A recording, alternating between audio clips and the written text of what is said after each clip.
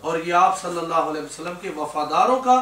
اور جو آپ صلی اللہ علیہ وسلم کی نسبتوں کو جانتے ہیں ان کا یہ دیا ہوا، یہ دست بدست سینہ بسینہ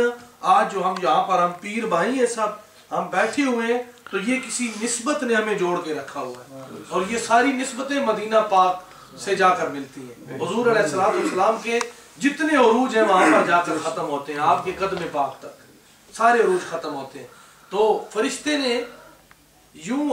نبی کریم صلی اللہ علیہ وسلم کی حدیث پاک ہے کہ فرشتے کی ڈیوٹی لگی ہوئی ہے، جب بھی کوئی نعت پاک پڑھتا ہے، کوئی درود پاک پڑھتا ہے، تو فرشتہ یوں عرض کرتا ہے، یا رسول اللہ صلی اللہ علیہ وآلہ وسلم فلاں کا بیٹا۔ دیکھیں کتنا خوبصورت ہمارا دین ہے، کتنی خوبصورت تعلیمات ہے رسول اللہ صلی اللہ علیہ وآلہ وسلم کی۔ ابھی بھائی محمد احمد شبیر صاحب فار ایگزامپل یہ پڑھ رہے تھے، تو فرشتے نے کیا عرض کی ہے حضور علیہ السلام کے آگے کہ فلاں نام کا بندہ، فلانے کا بیٹا یا رسول اللہ صلی اللہ علیہ وسلم آپ کی نعت پڑھ رہا ہے یہ فلاں روڈ کے اوپر۔ تو حضور علیہ السلام خوش ہو کر، آپ فرماتے ہیں میں خوش ہو کر اپنے اللہ کے آگے عرض کرتا ہوں یا اللہ تو بھی راضی ہو جائے۔ اسی طرح بھائی محمد زمان امین صاحب نے پڑھی، تو ان کے والد صاحب تو لاہور میں بیٹھے ہوئے ہیں، ان کی حاضری مدینہ پاک میں ان کے ذریعے سے ہوگی۔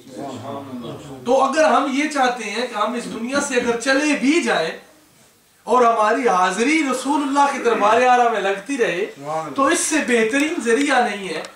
کوئی ذریعہ ہو نہیں سکتا کہ بچوں کو میلاد النبی صلی اللہ علیہ وسلم کی مجالس میں لایا جائے اور ان کو بٹھا کر یہاں پر درود و سلام کی تربیت دی جائے اور ان کو نعت خوانی کا جو ہے وہ ذوق ان کے اندر پیدا کیا جائے، قرآن پاک پڑھنے کا ذوق پیدا کیا جائے، درود پاک پڑھنے کا ذوق پیدا کیا جائے، تو اس کا بینیفٹ ہمیں کیا ملے گا؟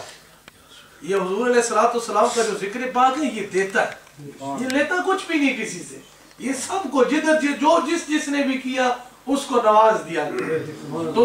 اگر ہم دنیا سے چلے بھی جائیں گے، جانا تو سب نے ہے، تو یہ ذکر پاک اگر ہمارے بچے بچیاں کھڑے ہو کر پیچھے حضور علیہ السلام کے ترانے گائیں گے، حضور علیہ السلام کے گیت گائیں گے، تو آپ کا کیا خیال ہے؟ اگر حضور علیہ السلام نے فرما دیا مدینہ پاک سے کہ ٹھیک ہے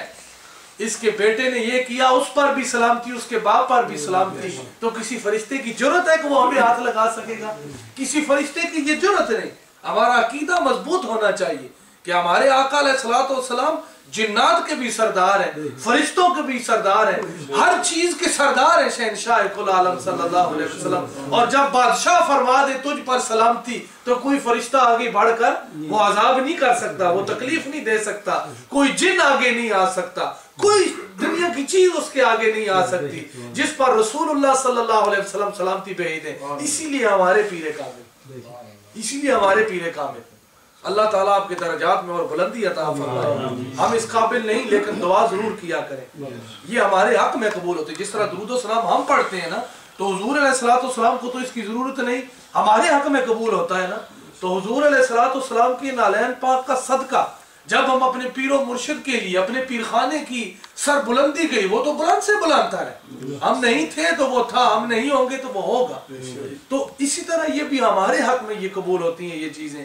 تو آپ نے یہی سبق دیا، کوئی گیا جناب روزگار نہیں، آپ نے فرمایا پڑھ الصلاۃ والسلام علیک یا سیدی یا رسول اللہ، الصلاۃ والسلام علیک یا سیدی یا حبیب اللہ۔ جناب بچوں کے اچھے رشتے نہیں مل رہے، آپ نے فرمایا پڑھو الصلاۃ والسلام علیک یا سیدی یا رسول اللہ، الصلاۃ والسلام علیک یا سیدی یا حبیب اللہ۔ جناب جائیداد کا مسئلہ ہے، پڑھو الصلاۃ والسلام علیک یا سیدی یا رسول اللہ، الصلاۃ والسلام علیک یا سیدی یا حبیب اللہ۔ جناب مجھے فلانا جنات کا اثر ہے، فرمایا پڑھو الصلاۃ والسلام علیک یا سیدی یا رسول اللہ، الصلاۃ والسلام علیک یا سیدی یا حبیب اللہ۔ جناب روزگار نہیں ہے، کاروبار میں برکت چاہیے، بیمار ہوں، شفا نہیں مل رہی، پڑھو الصلاۃ والسلام علیک یا سیدی یا رسول اللہ، الصلاۃ والسلام علیک یا سیدی یا حبیب اللہ۔ سبحان اللہ، کسی اور دوسری طرف جانے ہی نہیں دیا، دھیان ایک طرف، فوکس ایک طرف۔ کیوں کہ جب امتی کا دھیان رسول اللہ صلی اللہ علیہ وسلم کی طرف رہتا ہے تو اس پر رحمتوں کا نزول ہوتا ہے. وہ دنیا کے جس بھی گوشے میں رہے، وہ کسی گھر میں ہو، کسی شہر میں ہو، وہ کاروبار میں ہو، وہ بیوی بچوں کے ساتھ بیٹھا ہوا ہو، اگر اس کا دھیان رسول اللہ صلی اللہ علیہ وسلم کی طرف رہے گا تو اس پر رحمتوں کا جو ہے وہ نزول ہوتا رہے گا. اور وہ کبھی بھی یہ ہو نہیں سکتا کہ رسول اللہ صلی اللہ علیہ وسلم فرما دیں کہ سارے تجھ پر سلامتی، تیرے باپ پر بھی سلامتی، اور پھر وہ بدبخت ہو. وہ بدبخت نہیں رہتا. یا رسول اللہ صلی اللہ علیہ وسلم فرما دے نجیب تجھ پر بھی سلامتی اور تمہارے باپ پر بھی سلامتی، تو جس کو حضور علیہ السلام فرمائے تجھ پر سلامتی تو وہ بدبخت رہتا نہیں ہے، وہ بڑے مقدروں والا ہو جاتا ہے، وہ بڑے انعامات سے نواز دیا جاتا ہے، جس کا وہ اس دنیا میں سوچ بھی نہیں سکتا کہ حضور علیہ السلام فرمائے کہ تیرے پر سلامتی، تیرے باپ پر سلامتی. تو یہ بہت بڑا اعزاز ہے. تو میں اس چیز کو میں نے اس لیے یہ کیا کہ بچوں کی یہ ہمارے بہت ضرورت ہے. اور الحمدللہ آج میری طبیعت بڑی خوش ہوئی کہ بھائی عامر شبیر صاحب بڑی خوبصورتی سے اپنے بچے کی تربیت فرما رہے ہیں، جس طرح کے سارے ہمارے ساتھی کر رہے ہیں. تو قرآن پاک نبی کریم صلی اللہ علیہ وسلم کو سننے کا صحابہ کرام سے آپ سنا کرتے قرآن پاک، تو آپ صلی اللہ علیہ وسلم کو بہت زیادہ اس چیز کا شوق، اور آپ صلی اللہ علیہ وسلم اس کو بہت زیادہ پسند کرتے ہیں. اور ہمارے جو مرشدان کریم ہیں آپ سب کو پتہ ہے کہ وہ حافظ قرآن بھی ہیں. ظاہری علوم کے ساتھ ساتھ باطنی علوم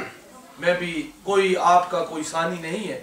بہت بلند و بالا مقامات پر فائز ہے. تو قرآن کریم کی چند آیات تلاوت کرنے کے لیے میں بھائی عامر شبیر صاحب کے جو صاحبزادے ہیں بڑے، ان کے آگے محمد رقیب شبیر صاحب، ان کے آگے میں عرض کروں گا کہ وہ تلاوت کلام پاک سے ہمارے قلوب